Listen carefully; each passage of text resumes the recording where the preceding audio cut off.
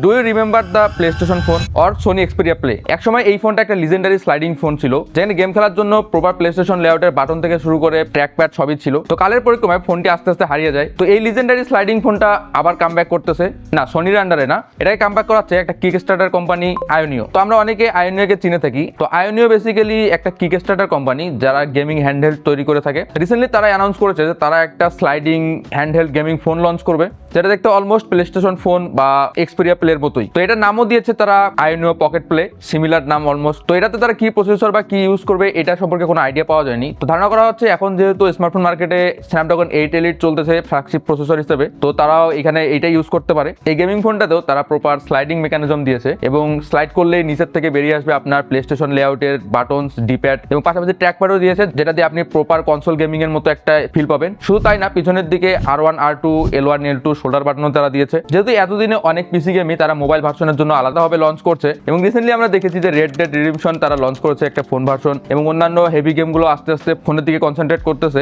তো দেখা যাক এই ফোনটা লঞ্চের পর মোবাইল গেমারদের মধ্যে কেমন সাড়া ফেলতে পারে, যেহেতু অনেক পিসি গেমই এখন মোবাইলের দিকে আসতেছে এবং এই ফোনটাও তাদেরকে টার্গেট করেই তৈরি করা। তো বর্তমান মার্কেটে এরকম একটা গেমিং ফোনের ঠিক কতটুকু দরকার তা অবশ্যই কমেন্টে জানাবেন। আজকের মতো এখানেই, দেখাবো নতুন কোনো ভিডিওতে। রেড ডেড রিডেম্পশনই তো বলছি।